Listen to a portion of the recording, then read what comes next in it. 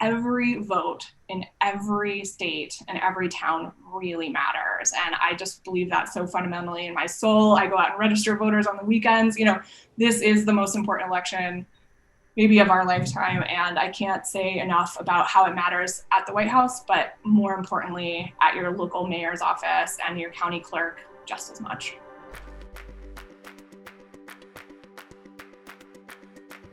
Hi, and welcome to Conversations Beneath the Cupola, a Gettysburg College podcast. I'm Bob Iuliano, president of the college and your host. As we record this episode, the 2020 presidential election is already underway as registered voters across the country begin to mail in absentee and early voting ballots. November 3rd is just a few days away. In today's episode, I am joined by two Gettysburg College alumnae, Johanna Persing and Kat Atwater. Both Kat and Johanna are, as Teddy Roosevelt famously said, actually in the arena. Johanna graduated from the college in 2011 and now serves as the Deputy Communications Director for the Republican National Committee.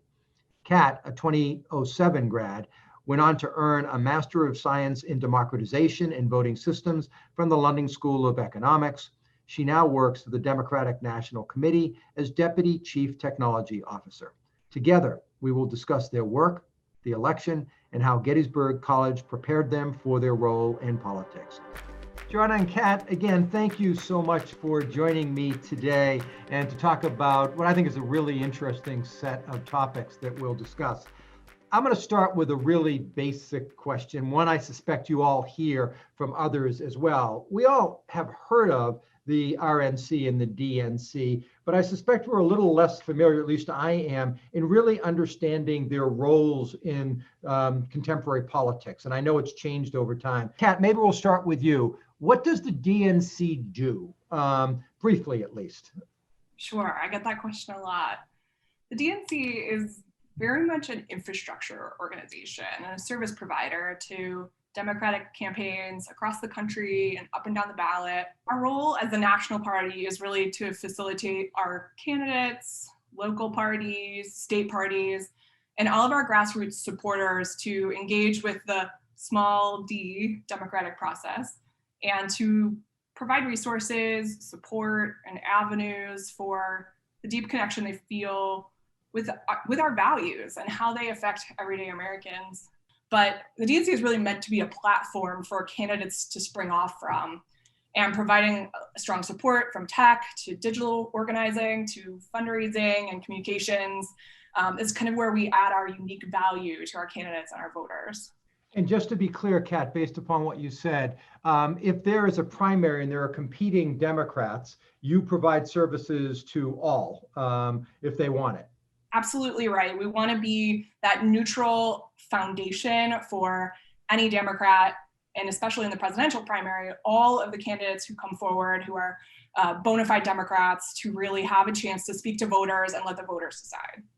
So, Johanna, what about the RNC? Is it different fundamentally? Much of what Kat said, I'll agree with, and is very similar to what we do here at the RNC. Obviously, we are a big fundraising operation here to help not only the president get reelected, but other Senate and congressional candidates. We help build a grassroots operation. So we've got, we've spent the past couple of years building up 2.5 million volunteers, staffers all across the battleground states. We've been in the field since about 2013 and have maintained that operation. We don't get involved in any primaries. So we sort of let the primary process play out. We let the voters pick the candidate, and then we go from there. So we support any candidate with an R next to their name and make sure they have the resources, infrastructure, data to win. That's helpful to know. So the next thing I'd like to understand better is actually what you both do. You do different things within your two organizations, at least by title. Johanna, starting with you, Deputy Communications Director. I think I know what that means, but why don't you say a word or two about what that actually means? And again, particularly in the context of a presidential election, where the president has a White House communications staff and campaign communications staff. What's the nature of your role given all of that? Yeah, so I am a Deputy Communications Director here. We have, I'm guessing much like the DNC, we have a press shop here that we have folks who handle national press, who deal with reporters. My area is dealing with surrogates and media affairs. So I help get Republicans on TV and radio. I have a team of about 8, and we've done thousands and thousands of bookings this year, probably over 20,000 bookings. We make sure that our surrogates who are out there are armed with the right messaging to support the president and other Republican values. We help engage with outside surrogates. Take, for instance, the Judge Barrett confirmation hearing. My team has helped book some of her fellow law professors, former students, character witnesses of hers on TV and radio. I always come into work thinking my goal today is to get as many folks out there to share what the president's working on and how his agenda has helped all Americans. That's helpful. Kat, you're not directly in the communications side, but I suspect that you are quite actively involved in it, just given what I understand to be your role. So why don't you say a word or two about what it means to be the Deputy Chief Technology Officer for the DNC? Sure. So as you might expect, I help lead the technology team, and it covers a wide variety of verticals. Our team manages tools that, like I said, almost 10,000 campaigns use across the country and the data that they use to power their campaigns. We manage the general IT infrastructure, cybersecurity, and counter dis and misinformation programs of the party. And I mean, in tech, I'm so lucky. I get to work with the brightest minds in the tech industry, coming out of Google, Amazon, Uber, and the progressive space, who have come together with the shared goal of saving democracy and to help rebuild the DNC's tech infrastructure from the ground up this cycle. I'm an organizer and a student of political systems at my core, and I come to the work through that lens. So my work is really to help facilitate the team's technological strategy and building, and work closely with our partners at our sister committees like the DCCC and state parties and the campaign itself, the Biden campaign, to provide them the tools and resources they need to be fantastic technologists and strategists. It's super rewarding to work with these brilliant humans every day. I was going to get to this later, but maybe you've invited me there in a sense, Kat, and that is help chart the course from a Gettysburg political science major to a deputy chief technology officer. That path doesn't necessarily seem linear from my perspective. Sure, and anyone at Gettysburg who's ever met me knows I'm the least linear person on the planet. But at Gettysburg, I studied political science, and I left school thinking I would be a journalist, and actually was for several months after I graduated. I'd had the opportunity to do a semester in DC, and I'd interned at CNN, and here I was with these great ideals of what journalism could be. And I got in there and I was writing stories, and I realized that I wanted to be doing instead of writing about it. And so I got in my car and I drove to Iowa, and I worked on Hillary Clinton's first presidential campaign, which was eye-opening and extraordinary, and kind of kicked off my career as an organizer. I worked for several years in labor. I went to get my grad school degree in something completely different, democratization in developing countries. And then as I came back, I wanted to really make a change in the progressive space. And I wanted to use my organizing skills. And a good friend tipped me off that data and technology were really becoming the tip of the spear for how strategy was formulating and changing politics. And I jumped in a tech startup, and the rest is kind of history. I've spent a lot of time around technologists who are so much better with code and cybersecurity and those niche skill sets that I don't have, but I have learned to kind of speak their language and be able to think through what resources and political maneuvers and things that they need to be able to be great at their jobs. So that's where you mentioned data. I'll simply note this, Kat, that the since you have graduated, the college has now established a data science minor, with the understanding that it's hard to be effective today without really understanding how to use effectively and ethically big data sets. So Jenna, same question back to you. So you were, I think, political science and religion, if I'm not mistaken. I was. Yes. What got you into this path, and how did Gettysburg help prepare you for what you're doing now? Sure. I knew that I wanted to be down here in DC. So after I graduated from Gettysburg, I moved down here. And as probably many students at Gettysburg now would know, many of the internships here in DC are unpaid. So sort of budgeted out the finances I had and gave myself 60 days and passed my resume around to as many people who would listen, talked to a bunch of Gettysburg alumni who were very helpful. And at pretty much day 59 or 60, I landed a job here at the RNC in the press shop as a press assistant for then communications director Sean Spicer, and worked here in 2012 and I've been here on a couple stints, worked on a congressional race in Northern Virginia as a communications director for Barbara Comstock, who's a former congressman. Worked for on the Hill for about a year for Ryan Costello, who's a former congressman from Philadelphia area. And then in about 2016, moved up to New Hampshire and worked in the field for the RNC during the primary, which was very exciting, first in the nation primary. And then once the president won, moved back down here to DC and took over the TV and radio operation and built it from scratch.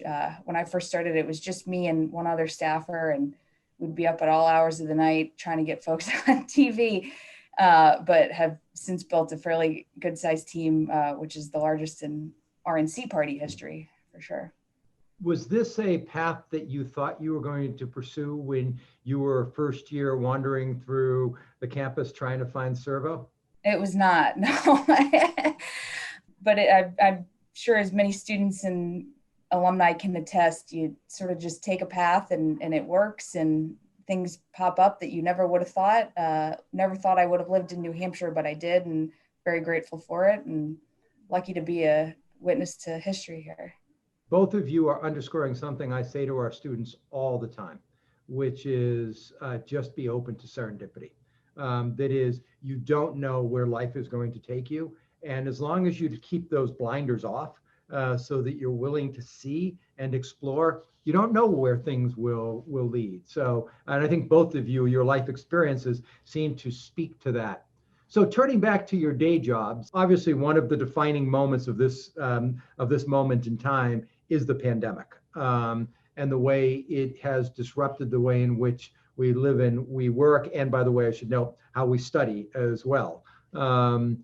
So, Kat, how has it affected not the way you do your job, but the way the DNC is seeking to engage the work that you've described? You know, the DNC and the Biden campaign have taken this unprecedented health crisis extremely seriously since the outset. And I think we've been really agile in adjusting to the new reality, placing our teams, our families, our voters' health above everything else. I think it's fair to say we pivoted really well, and I'm proud of the way we've scaled up our ability to reach voters digitally in a way that, we may not have expected to scale so quickly, but we wouldn't have reached certain voters and we wouldn't have met them otherwise. And, my team, one of the pieces of my team's work that I'm so proud of is iwillvote.com, which is the foremost tool for voters to access and check if they are registered to vote, to find information on different voting options, to look up where to drop off their ballots, where to vote on early, where to vote in person. And that's exactly the kind of tech that I came to the DNC to help build, which is enfranchising, accessible, strategic tech. And I think the flip side of this is my team has always been remote. We're an extremely large team. We're spread across the country. We wanted to be able to tap into tech talent across the country. And one of the cool facets of that is that we have been a Zoom and Slack first team for years now. And we were able to kind of coach our colleagues and friends on how to pivot into this new environment. And so that's been rewarding, but also not that different for us as a remote work team. Kat, I can't help but wonder whether there is a generational implication, though, to the use of technology. I think older voters, older citizens generally are discounted in their use of technologies. And actually, there have been many government studies on the ability for seniors to use technology to get information about social programs they really care about, and that it's a super effective way to share information. By trying to reach voters on many, many channels with simple tools that have easy information to access, that is from trusted sources, we start to spread the word, and people grow more and more used to looking for information, requesting ballots online. One benefit of this pandemic is, and there are only a few, is that people are really taking accessibility of voting really seriously right now. And that's young people and older people. And the barriers to enfranchisement are being lowered because we have to do it at this point. And, that is a benefit to all of us. So Johanna, what about on your side? COVID-19 has changed the way we work. Has it made it more difficult, less difficult, or had no real impact on your ability to get your surrogates out there or to get the message that you're trying to get out?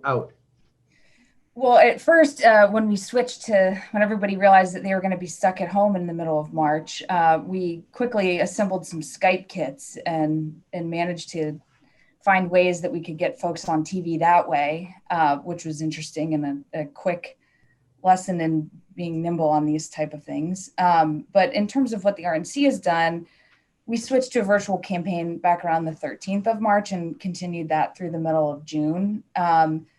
And we still managed to recruit about 300,000 volunteers during that time, just based on phone calls, Zooms. And we were able to utilize this tool we have called Trump Talk, which is an app, and you can make phone calls right from your home. And we saw numbers like that greatly increase during that time. And we also were able to better engage with some of our volunteers. So it's obviously opened up different avenues to communicate with people and just become closer with some of our most grassroots activists. This is probably one of those questions where the answer is both, but has it made you more effective in getting the message out, less effective, or just plain different and it's too hard to tell yet whether it's worked or not worked as effectively as you would have liked?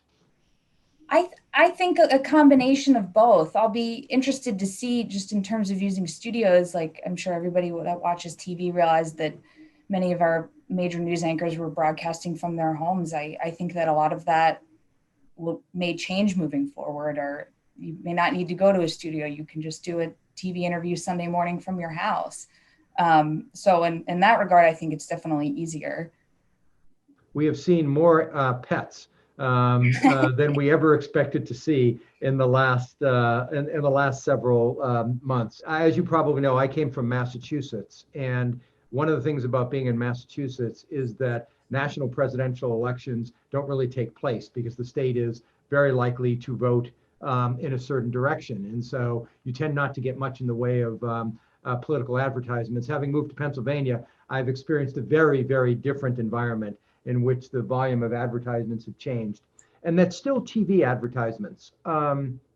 Has social media changed the way in which we reach voters? And again, related back to the pandemic, has that become all the more important given the pandemic? Johanna, starting with you. Yeah, I think for sure social media has helped. I mean, obviously the president utilizes social media on a daily basis to directly reach the voters. The Trump campaign was able to quickly produce evening programs that started at about 7 that had top surrogates on discussing news of the day. And they had a couple million viewers on that on Facebook and Twitter, which is pretty remarkable. So they were able to take, instead of doing traditional rallies, which the president would have been doing, they moved those to online with surrogates.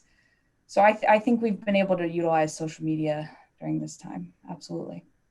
Kat, you're creating an infrastructure. Are you involved as well in things like social media communication, or I'm sure there's a communication shop, but help me understand the way the DNC has thought about that and your engagement with it. Sure. I mean, I think we're always thinking about how we can reach voters where they are, and TV is still part of that, but social media more and more becomes a way that we can, its unique strength is sharing content with small groups, subsets of people about things that you really care about. And I would say, we think broadly about using data and technology tools like our text message programs or our dialer tools, similar to what Johanna was talking about with their tool, to make sure we're having conversations with voters on the medium that is the best and easiest for them. I think the issue we face with social media platforms these days is that they're giving amplification to actors who are not interested in our democratic process and who are seeking to disenfranchise voters and undermine confidence in our elections. And I think that's really serious and really scary, and something everyone should be paying extremely close attention to and pushing our elected officials to take action on. It's something that I think about daily, and our counter disinformation team thinks about a lot. Facebook alone, for example, something like 52% of Americans often get their news from Facebook.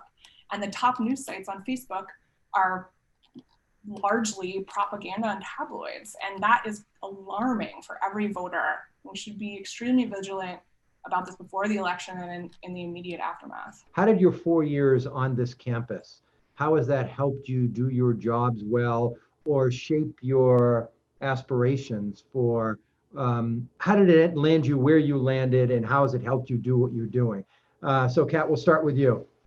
Well, that's an easy one to start with. And I would say, the people that Gettysburg surrounded me with and that I left with, my family, not just my friends who, let's be clear, are the best in the world, but, the mentors that I gained along the way, like Shirley Ann Warshaw and Janet Riggs, and our broader network from Joe, our alumni champion, to the Eisenhower Institute. These people have really been my rock and my connectors. And then Johanna's the same thing about networking after graduation.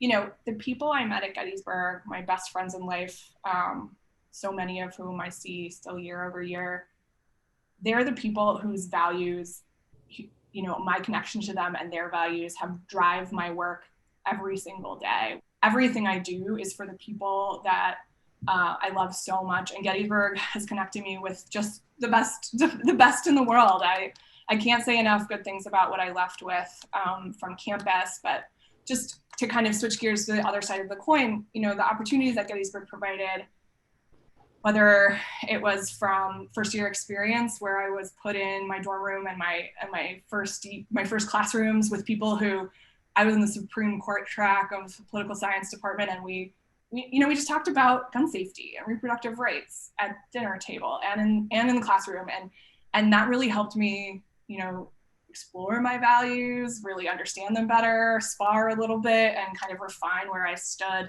and that's been everything to me along the way. Thank you. Now, this is a audio only, but I happen to be able to see Johanna, and I can see behind her that she has a big G on her wall, which I very much appreciate. And so, Johanna, that tells me something, but help me understand your perspective on how Gettysburg College helped shape who you are and how you do what you do and why you do what you do. Of course. I just can't say enough good things about my time at Gettysburg. While I was there, I was a member of the swim team, and that, along with other values that are taught at Gettysburg, just taught me to be a good teammate. And I think I always liken political campaigns to just it's a competition, and I like being on a team. I like supporting my teammates, and I think that is something that for sure was instilled in me more at Gettysburg. When I was captain of the swim team, won the conference championship 3 times while I was there. Wow, congratulations. Which is great. Yeah. But yes, for sure. I think being at Gettysburg taught me to be a more engaged member of my community, and gave me the confidence to come down here and work in the political field. And I'm thankful to mentors in the political science department. Professor Stephen Stern was a good mentor of mine.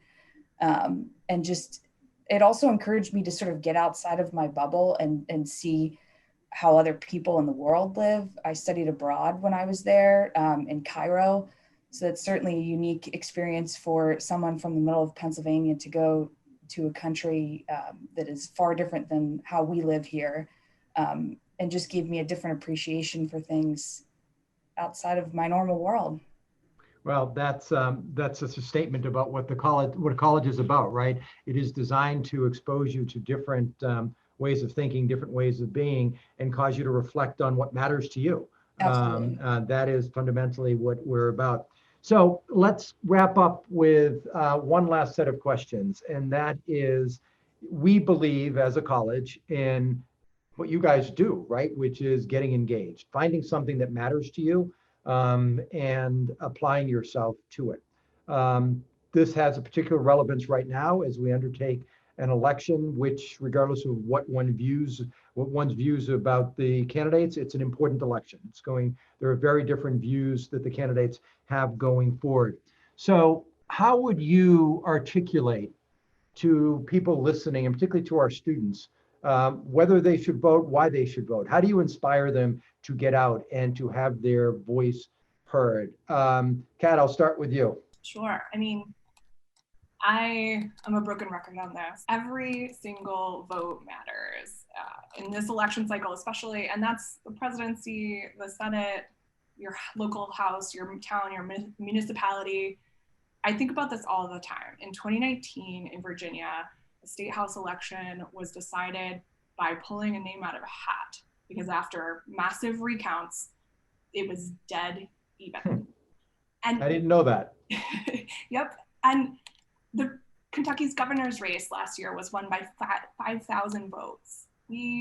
Democrats lost Michigan and the White House in 2016 because of 10,000 votes in Michigan. You know, these numbers seem kind of big, but they're small and they add up. And in Virginia, let me just say, the winning the state house is the difference between, you know, increasing the minimum wage, legalizing marijuana, tearing down monuments to slavery.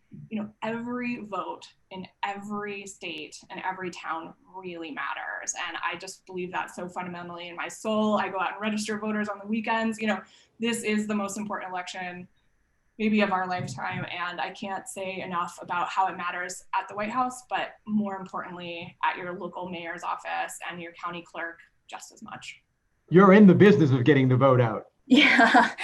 Pennsylvania, where I'm from, obviously where Gettysburg is, it was decided by 40,000 votes in 2016, which is pretty small, all things considered. And I think that Pennsylvania could very well be the state that determines who is elected in 2020. But it's important for everybody to remain engaged up and down the ballot, local races. You know, everybody makes a difference. And I think that if you think your vote doesn't matter, or you're just incorrect, because we've seen countless examples of folks who races that are decided by a handful of votes and could determine control of the Senate, can control the White House, or as Kat said, even state houses. So, you know, no matter what side of the aisle you're on, I think everybody should take this opportunity to vote.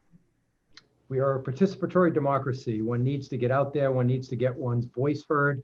Voting is an essential aspect of it. But as you all have done too, you can do more than that. That is, causes matter to you. Find your voice. Find your voice. Find a way to get engaged. And so I will end by thanking you all. Again, I'm very much about the belief that this college graduates people who want to go on and do things that matter to them in ways that amplify their reach and their scope.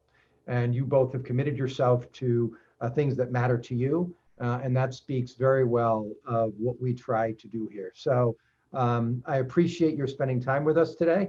I know that both of you are dedicated to the Eisenhower Institute and you are involved with that. Thank you for remaining involved with the Eisenhower Institute and helping to shape the paths of Gettysburg College students today and what is in front of them prospectively for the future. So to both of you, good luck. I hope to see you on campus when circumstances permit that to happen. So thank you all. Thank you, Bob. Thank you, Bob. It is the one-year anniversary since the launch of Conversations Beneath the Cupola. We started this podcast with the goal of shining a spotlight on different facets of this dynamic college and to offer our listeners texture and nuance on issues that matter.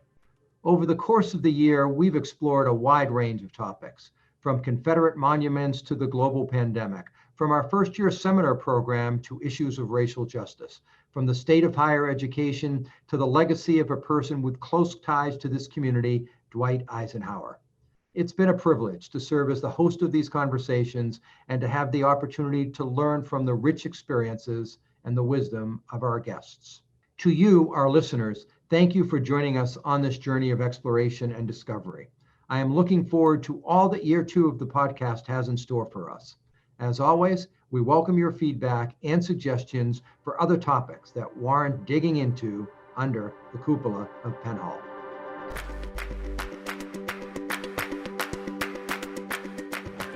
Thanks for listening. If you've enjoyed this conversation and want to be notified of future episodes, please subscribe to Conversations Beneath the Cupola by visiting gettysburg.edu or wherever you get your podcasts. If you have a topic or suggestion for a future podcast, please email news@gettysburg.edu. Thank you, and until next time.